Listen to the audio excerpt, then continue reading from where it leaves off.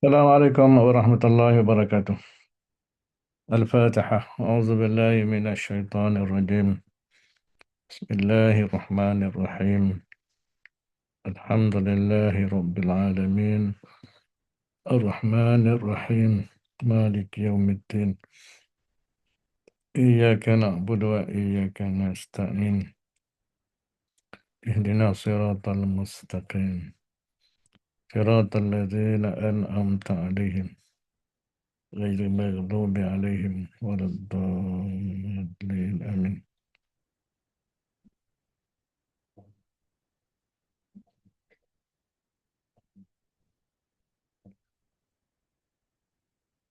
بسم الله الحمد لله والصلاة والسلام على رسول الله وعلى آله وصحبه ومن والاه. رب اشرح لي صدري ويسر لي أمري واحلل عقدة من لساني يفقه قولي. سبحانك لا علم لنا إلا ما علمتنا إنك أنت العليم الحكيم. حسبنا الله ونعم الوكيل، نعم المولى ونعم النصير. لا حول ولا قوة إلا بالله العلي العظيم. لا حول ولا قوة إلا بالله العلي العظيم. لا حول ولا قوة إلا بالله العلي العظيم. أما بعد، قال المصنف رحمه الله تعالى: ونفعنا بعلومه في الدارين. آمين. Seterusnya nama-nama Allah Asmaul Husna ialah Al-Badi'. Apa makna Al-Badi'? Maknanya yang meneguhkan, yakni Allah ni zat Tuhan yang meneguhkan akan tiap-tiap sesuatu yang menjadikan ia Allah akan dia, atau yang menjadikan segala perkara dengan ketiadaan contoh. Baik. Jadi Al-Badi' menggambarkan sifat Allah Ta'ala yang mencipta. Ya. Dan dalam mencipta ni, ciptaan Allah Ta'ala ni unik lah. Unik orang kata kan.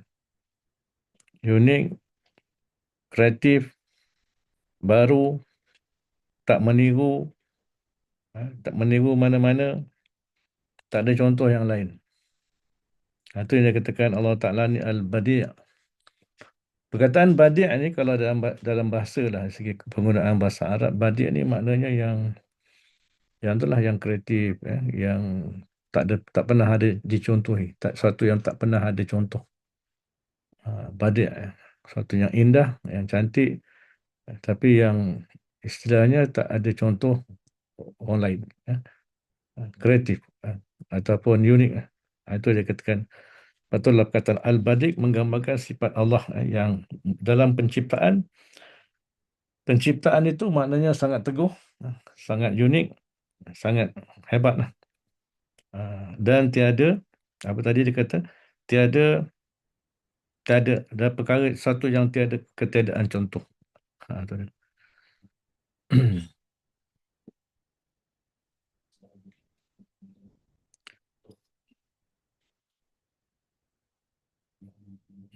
Ini menggambarkan kesempurnaan sifat Allah lah. Kesempurnaan sifat Allah dan juga esanya Allah.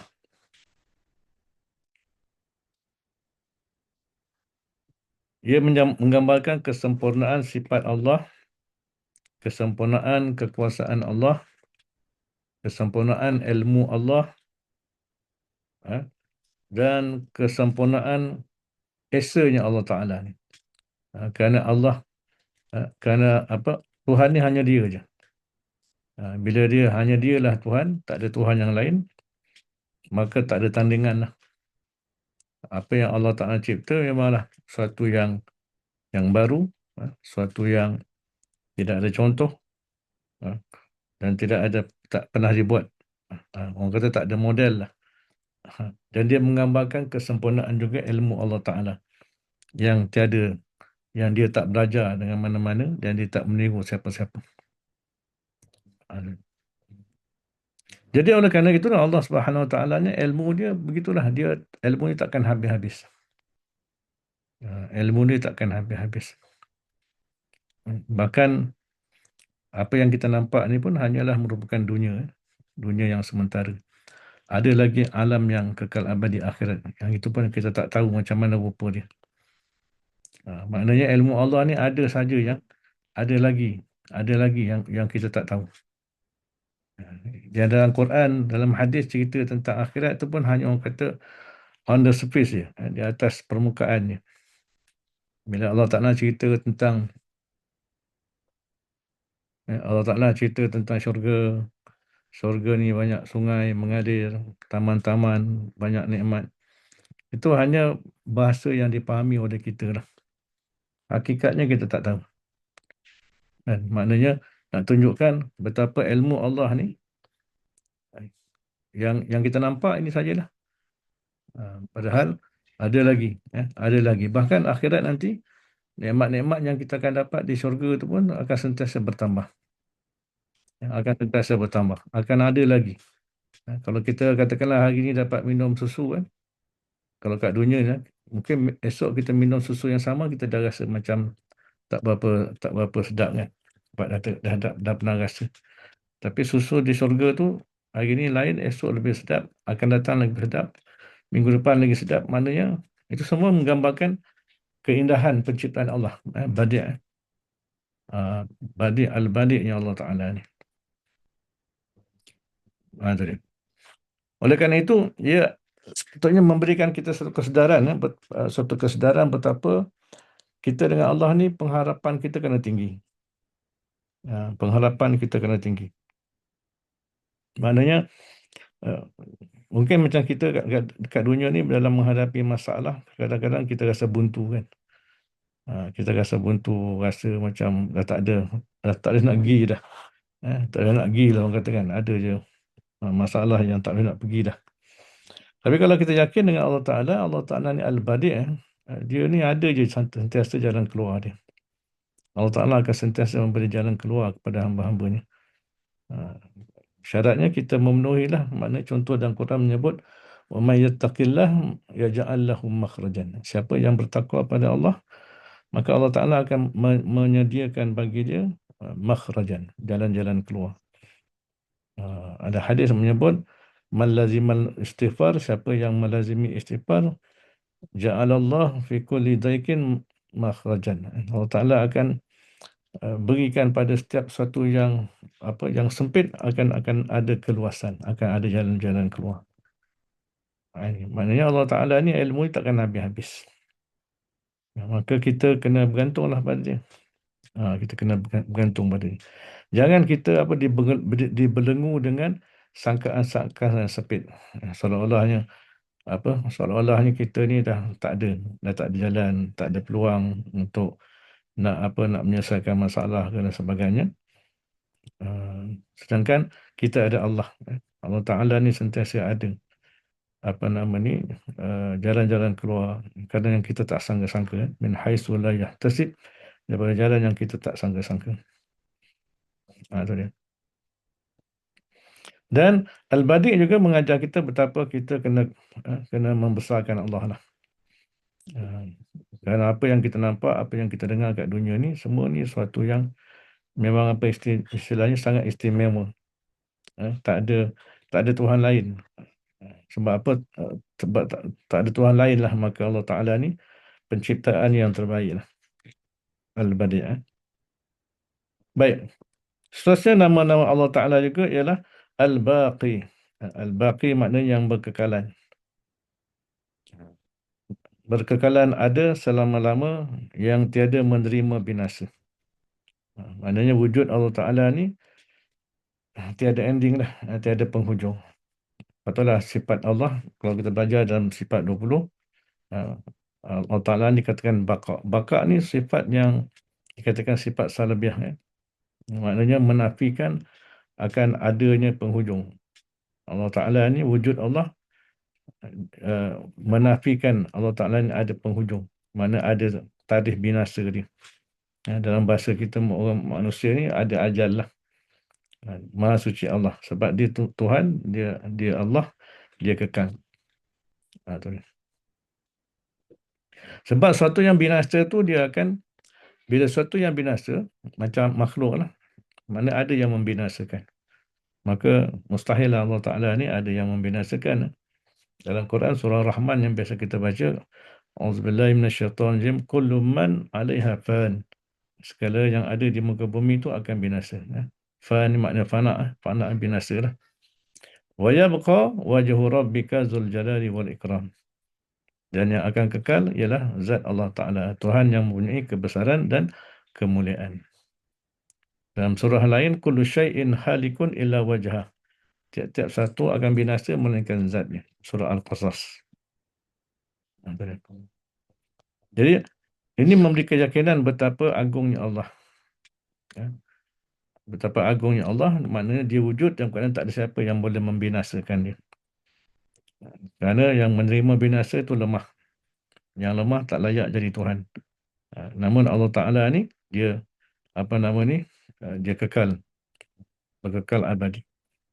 Maka oleh kerana itulah kita di dunia ni, bila kita yakin bahawa Allah Ta'ala tu kekal abadi ni, kekal abadi, maka kita yang nak balik pada Allah, kita nak balik pada Allah ni kena bawa lah sesuatu yang kekal. Apa sesuatu yang kekal? Disebut dalam surah Al-Kahfi kan, wal baqiyatus salihat khairun inda rabbika thawaban wa khairun amala. Dan amalan-amalan yang kekal lagi soleh itulah lebih baik pahalanya di sisi Tuhanmu dan lebih baik untuk dijadikan harapan. Kan? Wal baqiyatus salihah. Maknanya amalan-amalan yang kekal sehingga akhirat, maksudnya pahalanya di akhirat. Yang berupa ibadah, yang berupa kebaikan, ketaatan. Itu semua yang membawa apa nama ni, pahala. Yang itulah yang akan kekal, yang boleh kita bawa untuk menemui Allah Ta'ala. Adapun yang lain, harta, kekayaan, duit, pakaian, kenderaan, rumah dan sebagainya semua akan binasa. Akan binasa. Binasa dengan kiamat itu sendiri. Maka oleh kerana itulah, apa nama ni, pergantungan kita tak boleh pada yang binasa. Pergantungan kita tak boleh pada yang tak kekal.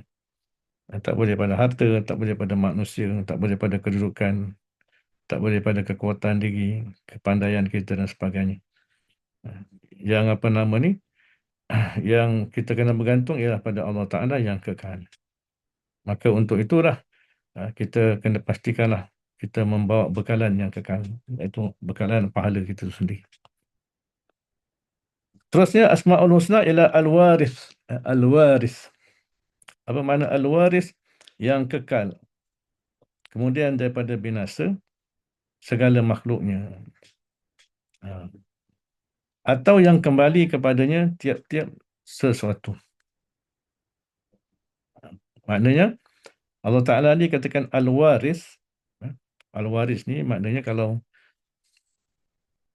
Al-Waris ni kalau ikut bahasa kita ni memanglah pewaris kan. Tapi maknanya yang pewaris ni dia akan dapat. Dia akan apa nama ni, dia akan dapatlah sesuatu kan. Maka Allah Ta'ala ni bila binasanya makhluk, maka segalanya akan kembali kepada dia. Segala makhluk tu akan kembali kepada dia. Itu dia katakan Al-Waris. Jadi apa yang diberi pada kita ni dekat dunia ni, semuanya sementara untuk kita. Tapi bila kita hancur besok, bila binasanya kita ni, alam tu binasa, semuanya akan kembali kepada Allah Ta'ala. Katalah dalam surah Maryam, Allah Ta'ala menyebut, Inna nahnu narisul arda wa man alaiha wa ilaina yurja'un. Sesungguhnya kami jugalah yang mewariskan bumi dan segala yang ada di atasnya. Dan kepada kamilah semua akan dikembalikan. Jadi kita ni yang dapat bumi, dapat alam, dapat harta, dapat apa kat dunia ni semua sebenarnya amanah aja. Yang mana bila kita binasa, kita akan balikkan pada Allah Subhanahu Wa Taala. Itu dia. Sebab itulah nama Al-Waris ni mengajar kita betapa semua makhluk mati dan dunia akan berakhir, yang tinggal hanyalah Allah Ta'ala. Dialah pewaris hakiki kepada segala yang pernah kita miliki kat dunia ni. Maknanya kita ni bukanlah pemilik mutlak, kita hanya pemegang amanah sementara kat dunia ni. Jadi, nama Al-Waris, bila kita kenal Allah sebagai Al-Waris, ia akan menyedarkan kita betapa harta yang kita milik ni bukan milik kita sebenar. Kita pinjam daripada Allah dan kita akan balikkan pada Dia. Yang kedua, mengajar kita supaya kita jangan terikat sangat dengan dunia ni. Kalau kita terikat dengan dunia, susah nanti. Bila kita terlalu terikat dengan dunia, nak mati pun susah. Kita akan ingat dunia saja. Maka, dan keyakinan kita terhadap Allah sebagai waris juga memudahkan jiwa kita untuk bersedekah dan berinfak. Karena kita tahu bila kita bersedekah dan kita infak, kita kembalikan kepada Allah. Maknanya dia akan istilahnya macam bayar pada kita dengan pahala di akhirat nanti. Dan nama Al-Waris juga akan menenangkan jiwa kita. Betapa kita ni bukanlah pemilik mutlak harta, tapi kita hanya pemegang amanah yang sementara. Itu dia. Seterusnya Ar-Rashid. Ar-Rashid, nama Allah Ar-Rashid, maknanya apa? Yang menghantarkan akan tiap-tiap sesuatu pada tempatnya. Maknanya meletakkan sesuatu pada tempatnya lah. Atau yang menjadikan kecerdikan pada hambanya. Ar-Rashid ni kalau dari segi bahasa, Rashid ni maknanya orang yang beri petunjuk lah. Dan bila dia beri petunjuk, sudah pastilah petunjuk ke jalan yang benar.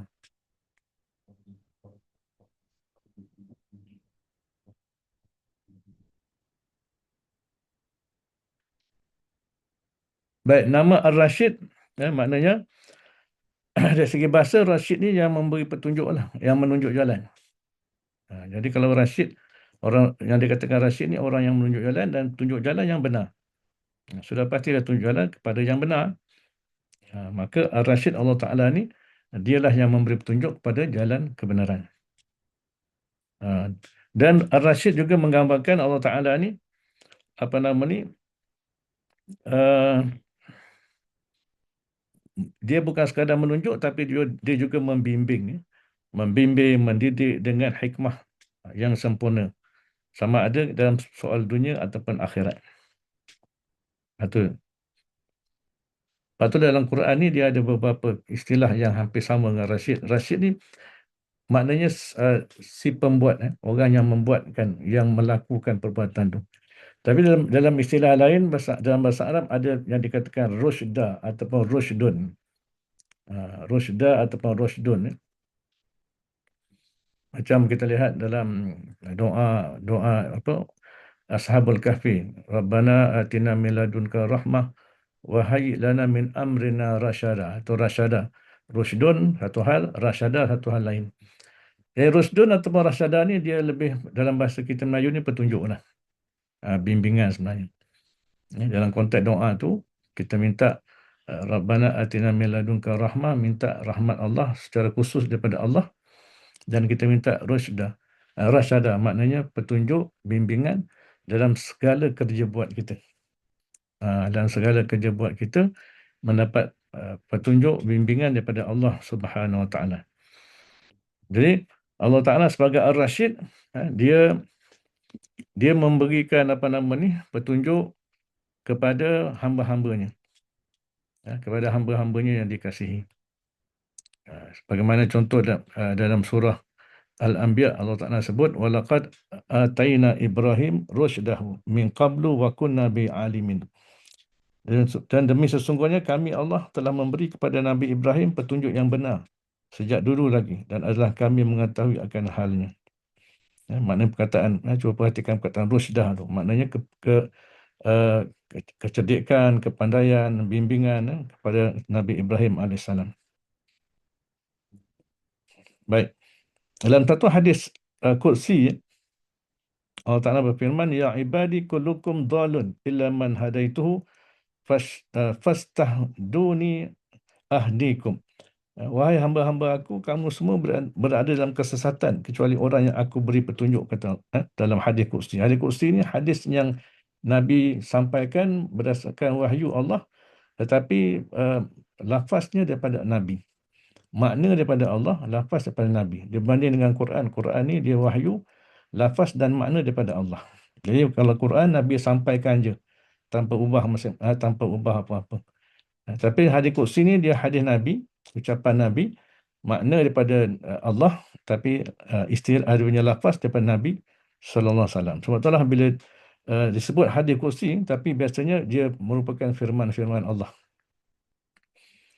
Jadi dalam hadis ni, ya ibadi, wahai hamba-hambaku, Allah Ta'ala berfirman, kullukum dal, semua kamu ni sesat, illa man hadaituhu, melainkan orang yang aku beri petunjuk. Maka Allah Ta'ala kata apa? Fastahduni, maka mintalah aku petunjuk. Ahdikum, nescaya aku akan beri petunjuk kepada kamu. Menunjukkan betapa kita sebagai hamba kena minta Allah Ta'ala petunjuk. Jangan kita sombong. Itu dia. Jadi Ar-Rasyid menggambarkan kebijaksanaan Allah Ta'ala mengatur, membimbing segala urusan makhluk dengan hikmah yang sempurna dan juga membimbing mereka kepada jalan yang benar. Kepada jalan yang benar itu sendiri. Jadi sifat Allah Ta'ala Ar-Rasyid ni, nama Allah Ar-Rasyid menyadarkan kita betapa Allah Ta'ala ni Tuhan yang kita sendiri sebagai hamba kena minta petunjuk daripada dia. Contohnya doa Ashabul Kahfi itu doa yang sangat baik. Jadi amalkanlah. Sebab ia menjadi satu kita tahu kan, surah Al-Kahfi ni surah untuk benteng akhir zaman kan, untuk benteng daripada Dajjal, daripada fitnah Dajjal. Fitnah Dajjal antaranya ialah kesesatan akidah itu sendiri. Maka kisah Ashabul Kahfi ini menggambarkan bagaimana nak menghadapi penyelewengan akidah, sehingga kita lihat Ashabul Kahfi itu merupakan anak-anak muda je. Mereka ni bukan wali, mereka bukan ulama besar, mereka bukan nabi, bukan rasul, tapi mereka hanya budak-budak muda yang tugas mereka dalam kisah Ashabul Kahfi ni cuma tidur je. Tidur, dan Allah Ta'ala tidurkan mereka lebih 300 tahun. Tapi itulah pengajaran, betapa berdepan dengan kejahatan penyelewengan ni, apa kekuatan yang mereka ada ialah doa itu sendiri. Doa Rabbana atina min ladunka rahmah wa hayyi lana min amrina rasyada. Maknanya berdepan dengan fitnah akidah ni, kita kena minta rahmat Allah. Satu, yang kedua ialah minta rasyada. Rasyada maknanya bimbingan, pimpinan daripada Allah Subhanahu wa taala. Dan yang kedua, Ar-Rasyid menggambarkan betapa pentingnya kita ni bergantung kepada Allah dari sudut bimbingan. Dan jangan kita bergantung pada kepandaian kita saja. Sebab bila kita bergantung pada kepandaian kita, kita akan jadi sombong. Manusia ni sering sombong bila berasa diri dia pandai. Dan juga Ar-Rasyid menggambarkan betapa apa yang ditunjukkan oleh Allah yang berupa syariat, itulah jalan yang paling benar dan paling selamat. Paling selamat. Dan dia akan menjadikan kita tenang dalam kehidupan kita bila kita yakin Allah Ta'ala ni Ar-Rasyid. Kita akan sentiasa mendapat bimbingan dia. Syaratnya kita sentiasa berhubung dengan dia lah. Janganlah kita sombong kan. Sebab itulah dalam semayang, kita bukan sekadar doa yang iftitah, bukan sekadar berdoa dalam semayang, ihdinas siratal mustaqim, bukan sekadar doa ketika sujud, bukan sekadar berdoa duduk antara dua sujud, bukan sekadar berdoa sebelum daripada salam, lepas tahiyat akhir. Kita juga kena berdoa, spend masa kita untuk berdoa lepas semayang. Lepas semayang tu pun disebut dalam hadis, Nabi ditanya ayu doa asma, doa mana yang paling didengari Allah. Nabi kata doa di waktu malam dan ketika bangun malam, dan juga ketika selepas semayang fardu itu sendiri. Maka spendlah masa kita, terutama yang belum puasa ni, ajar, disiplinkan diri kita. Lepas semayang, doalah dengan doa-doa yang baik-baik.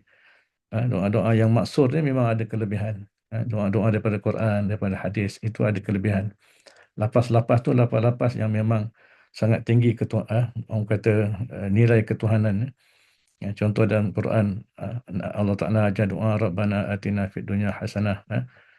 Doa Rabbi ja'alni muqimas salah wa min zurriyati. Doa-doa yang Allah Ta'ala ajar dan dia yang akan memakbulkan doa tu. Begitu juga doa-doa dalam hadis. Doa dalam hadis ni doa-doa yang dengan lafaz Nabi. Bayangkan lafaz Nabi. Dan lafaz Nabi, dengan lafaz Nabi, dengan kalimah Nabi, kita berdoa yang akan memakbulkan Allah Ta'ala. Sedangkan Nabi ni adalah kekasih dia. Maka situ ada kelebihan. Bukanlah bermakna kita tak boleh berdoa dengan bahasa kita sendiri. Berdoa dengan bahasa kita sendiri ikut hati kita itu sangat baik. Itu yang Allah Ta'ala nak dengar apa yang kita nak dalam hati kita. Doa lah. Jangan sekadar doa minta panjang umur je. Doa supaya amalan kita, seluruh amalan kita yang baik, baik yang ikhlas ke, yang tak ikhlas ke, amalan kita yang sikit ke, yang banyak ke, Allah Ta'ala terima semua sekali. Doa supaya semua dosa-dosa kita, dosa kecil, dosa besar, dosa dulu, dosa sekarang, dosa kita tahu, dosa kita tak tahu, dosa sengaja, dosa tak sengaja, minta Allah Ta'ala ampun. Dan kita minta sungguh-sungguh, minta Allahumma inna nas'aluka ridhaka wal jannah wa na'udzubika min sakhatika wan nar. Minta redha Allah dan minta syurga. Percayalah bila kita minta doa dalam doa kita minta syurga, syurga akan jawab. Ada hadis menyebut bila kita minta syurga, Allah Ta'ala syurga akan menjawab, ya Allah, masukkanlah dia ni masuk dalam syurga. Kalau kita minta pada Allah untuk lepas daripada neraka, percayalah neraka pun akan berdoa pada Allah, lepaskanlah dia daripada neraka. Itu dia. Jadi ini semua perkara-perkara kerohanian yang memang kita takkan dapat fikir secara logik antara alam dunia dengan alam akhirat dan soal kerohanian. Tapi itulah, Ramadan mengajar kita supaya perkara ini kita yakini dan supaya kita sungguh-sungguhlah gunakan kesempatannya.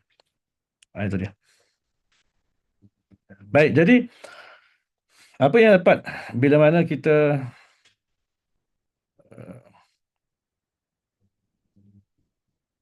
dapat Ar-Rasyid dah kita dah bincang. Seterusnya yang akhir ialah As-Sabur. Ini nama Allah yang akhir, iaitu As-Sabur. Apa makna As-Sabur? As-Sabur ialah yang tiada bersegera menyeksa akan mereka. Yang tiada bersegera menyeksa akan mereka yang derhaka akan dia, akan Allah Subhanahu Wa Taala. Makna sabur ni asal maknanya sabar lah. Sabara. Jadi sabur. Sabur maknanya yang sabar, yang sangat sabar. Yang sangat sabar. Yang sangat sabar maksudnya apa? Maknanya Allah Ta'ala ni tidak tergesa-gesa menghukum hamba-hamba dia. Tidak tergesa-gesa menghukum hamba-hambanya. Sebab itulah kita tak pernah dengar orang tak semayang kena balas. Kadang ada orang tak semayang, langsung tak semayang. Subuh, Zuhur, Asar, Maghrib sampai ke Isyak tak semayang. Tapi kat dunia kita tak nampak apa-apa pembalasan dia kena kan. Sebab apa? Sebab Allah Ta'ala ni As-Sabur. Mungkin hari ni dia tak semayang, besok Allah Ta'ala beri dia hidayah. Contohnya kan, maka dia mula semayang. Maknanya Allah Ta'ala ni atas hikmah kebijaksanaan dia dan atas rahmat dia, dia boleh beri petunjuk pada siapa yang dia nak dan boleh sesatkan siapa yang dia nak. Bukan kita yang ditukang hukum. Sebab itulah kalau kita jumpa orang tak semayang, jumpa orang tak beribadah, jumpa orang tak datang tarawih, jangan kita pandang rendah pada dia. Memanglah tak datang tarawih, tak semayang tu tak baik. Tapi dia itu sendiri sebagai hamba Allah, dalam diri dia ada hati. Mungkin hari ini tak dapat hidayah, besok kita tak tahu.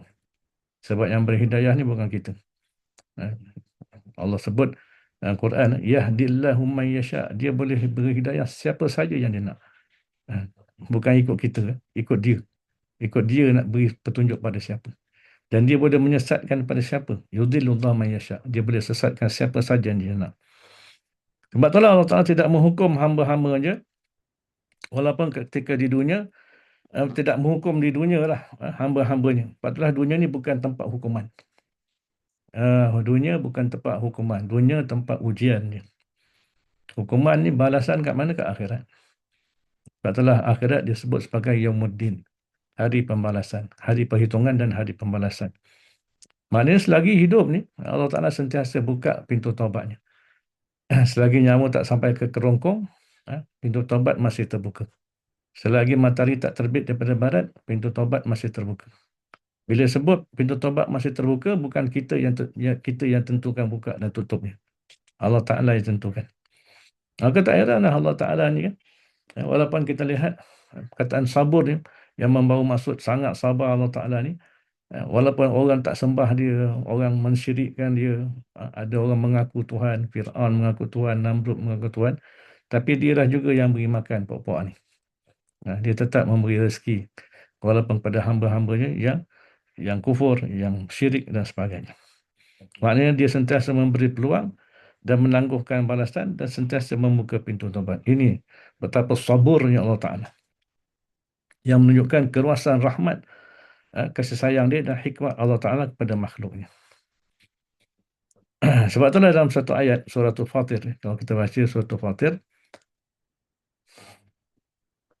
A'udzubillahi minasyaitonirrajim wa la yu'akhizullahu an-nasa bima kasabu ma taraka 'ala zahriha min dabbah walakin yu'akhiruhum ila ajalin musamma. Dan kalaulah Allah Ta'ala menyegerakan manusia dengan sebab kesalahan mereka yang lalu, yang mereka lakukan, tentulah ia tidak akan meninggalkan di atas muka bumi ini walaupun satu makhluk pun yang melata. Akan tetapi ia memberi tempoh kepada mereka hingga ke satu masa yang tertentu. Betapa Allah Ta'ala tak segera menghukum manusia walaupun melakukan dosa. Itu dia. Dalam hadis Nabi SAW menyebut, La ahada asbar ala adha sami'ahu minallah. Innahum la yaj'aluna lahu walada wa huwa yarzuquhum fayu'at fihim.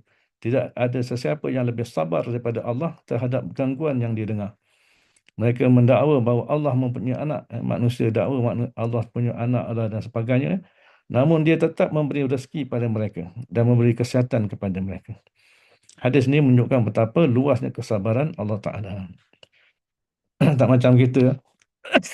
Kita ni kalau orang buat sesuatu pada kita, cepat je nak bertindak. Baik, jadi apa yang kita bincang selama ni 99 nama daripada hadis Nabi sallallahu alaihi wasallam yang menceritakan akan ini hadis yang sahih oleh At-Tirmizi dan Ibn Hibban dan Al-Hakim dan Al-Baihaqi daripada Abi Hurairah radhiyallahu anhu.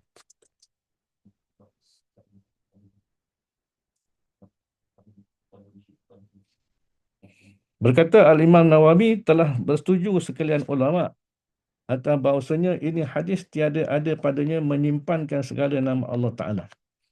Maka tiada maknanya bahawasanya tiada ada bagi Allah Ta'ala nama yang lain daripada 99 ini.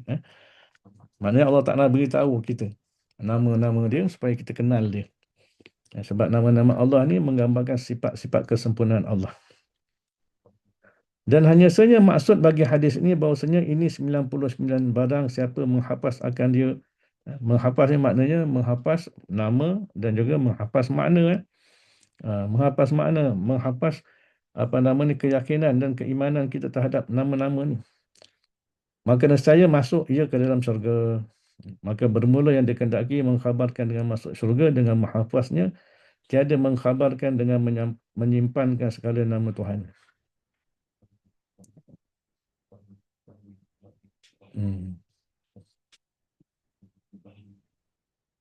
Tiada mengkhabarkan dengan menyimpan.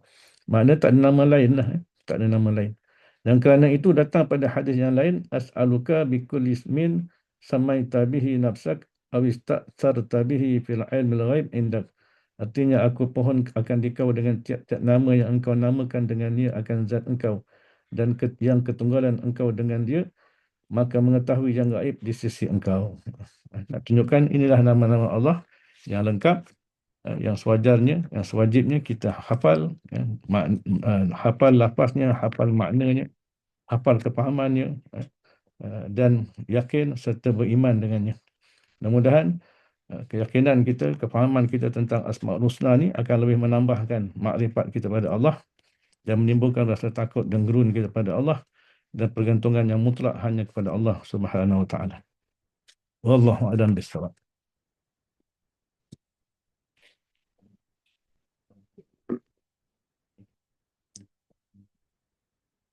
Qala musannif rahimahullahu taala pada menyatakan fasal pertama pada menyatakan adab qada hajat. Kata Syekh Abdul Samad Al-Palembang, pengarang kitab Hidayatus Salikin. Maka apabila engkau hendak masuk ke dalam tandas, sama ada hendak qada hajat atau lainnya. Apa niat masuk tandas ni? Qada hajat ni makna nak buang air kecil, buang air besar, ataupun ada hajat-hajat yang lain. Mungkin nak mandi ke dan sebagainya. Maka hendaklah engkau dahulukan ketika masuk itu akan kakimu yang kiri. Ya. Sebab apa? Sebab kanan ni dalam agama kita memuliakan kanan. Contohnya di akhirat nanti ada ashabul yamin, golongan kanan. Contohnya kita berwuduk mulakan dengan anggota kanan. Contohnya apa nama ni? Kitab malan yang baik akan dapat daripada tangan kanan. Jadi oleh kerana kita masuk dalam tandas, tempat yang bukanlah tempat yang bersih, bukanlah tempat yang suci, bahkan tempat kita akan buang najis-najis kita dan sebagainya, maka kita masuklah dengan kaki kiri bagi tujuan memuliakan kanan. Itu dia. Kalau masuk juga kaki kanan, macam mana? Hukumnya makruh lah. Makruh yang dikatakan makruh, mungkin boleh sampai tahap makruh tahrim lah. Makruh yang apa nama ni, ke arah haram tu sendiri. Sebab kita tak muliakan kanan. Dan pada ketika itu, bacalah olehmu Bismillah, A'udzubillahi minarijsi al-khabis, al-mukhbis, asyaitanir rajim. Maksudnya dengan nama Allah. Dengan nama Allah. Masuk tandas pun dengan nama Allah. Sebab apa dengan nama Allah? Sebab dengan nama Allah ni kita minta perlindungan Allah sebenarnya. Kita minta perlindungan Allah. A'udzubillah, aku berlindung dengan Allah, minar rijsi, daripada kekotoran najis, yang jahat, al-khabis, yang lagi suka menyuruh orang lain membuat kejahatan, minar rijsil khabis, al-mukhbis, asyaitanir rajim, iaitu syaitan yang terkutuk. Boleh juga kita baca doa yang biasa kita baca lah. Mungkin kita belajar. Mungkin siapa yang mungkin baca kitab-kitab lain. Contohnya kitab Mazaya'ni Intima' ilal Islam. Apa arti saya mengenal Islam? Ada doa yang lain yang kita biasa amalkan. Bismillahirrahmanirrahim. Inni a'udzubika minal khubusi wal khaba'is. Pun dimulakan dengan bismillah juga.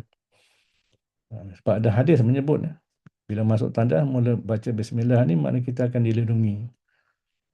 Syaitan sebenarnya bila kita masuk dalam tandas, baca bismillah ni, syaitan takkan nampak kita. Takkan nampak kita apa yang kita buat dalam tandas tu. Itu dia.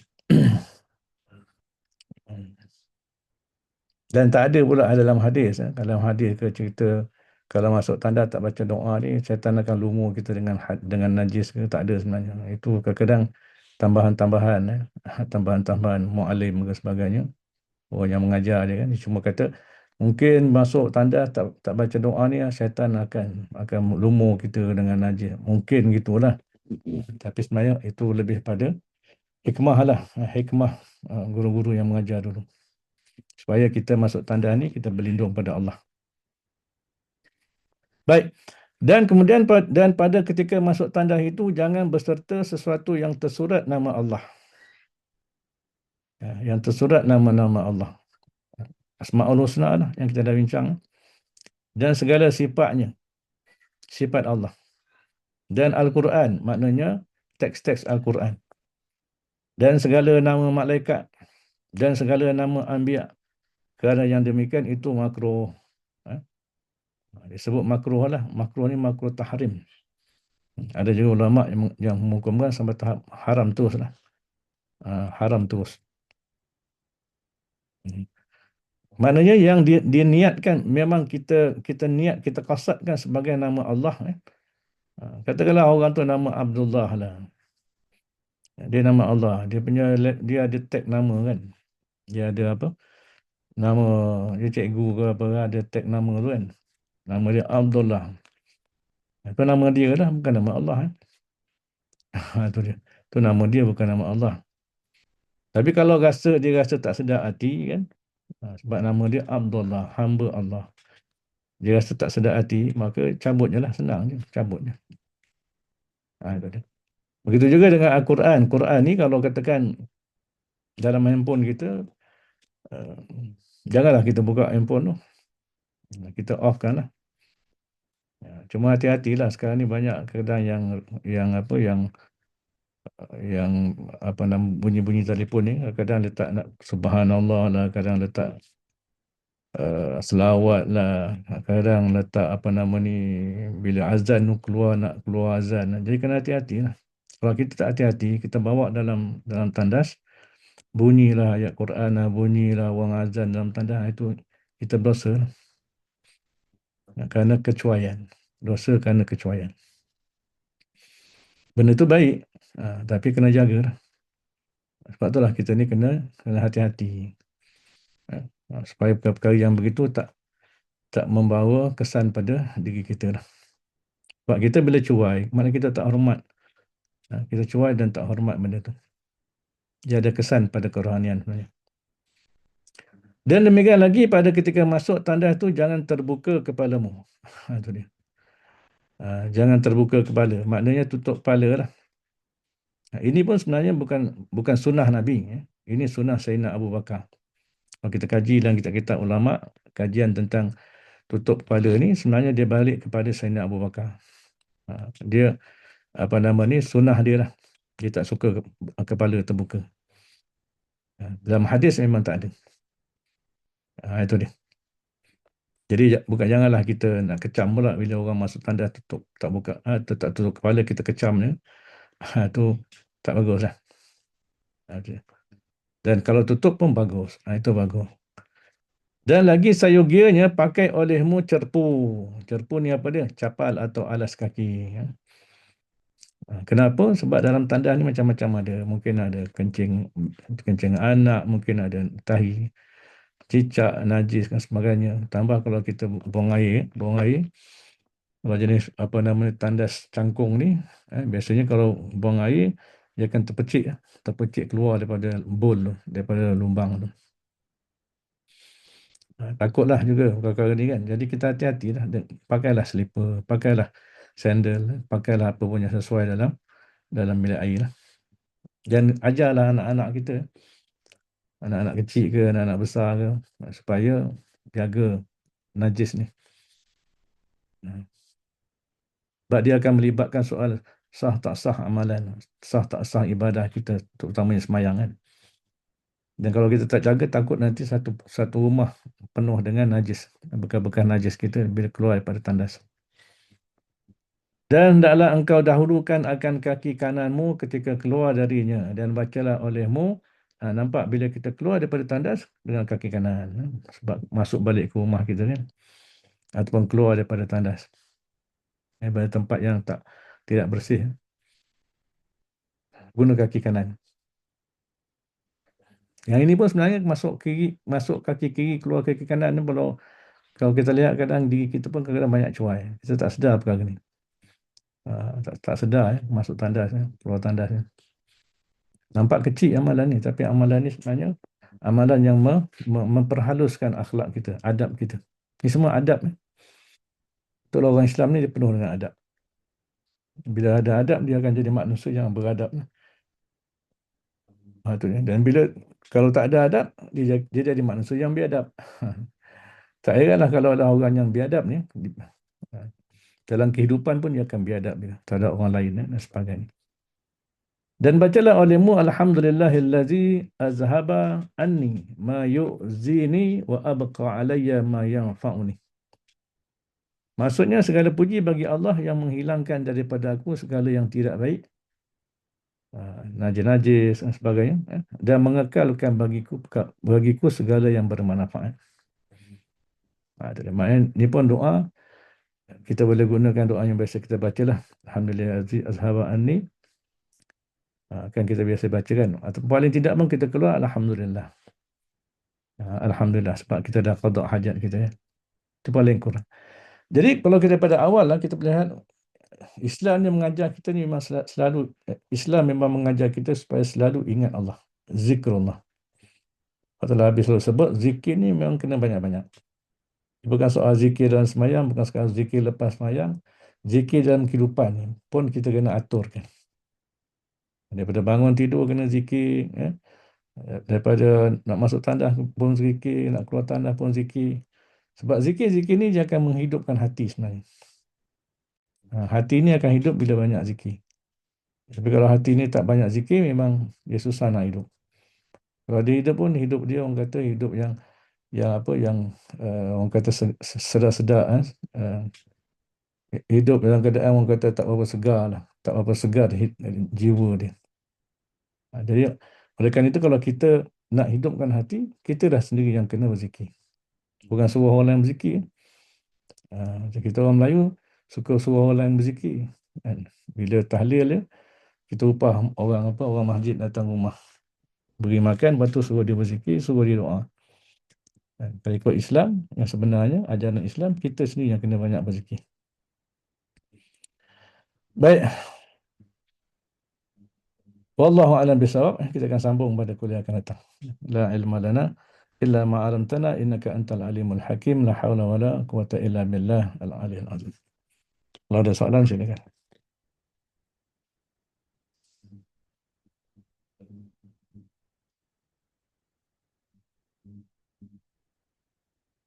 Bismillahirrahmanirrahim. Alhamdulillahi rabbil alamin wassalatu wassalamu ala asyrafil mursalin wa ala alihi wa sahbihi ajma'in. Allahumma arhamna bil Qur'an waj'alhu lana imama wa nuran wa hudan wa rahmah. Allahumma arinal haqqa haqqan warzuqna ittiba'ahu wa arinal batila batilan warzuqna ijtinabah. Allahumma nawwir qulubana binuri hidayatik kama nawwatal arda binuri syamsik wa qamarik. Allahumma zidna ilma warzuqna fahma. Sallallahu ala Muhammad wa ala alihi wa sahbihi wa baraka wa salam. Alhamdulillahi rabbil alamin.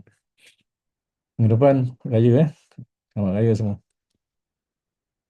Assalamualaikum.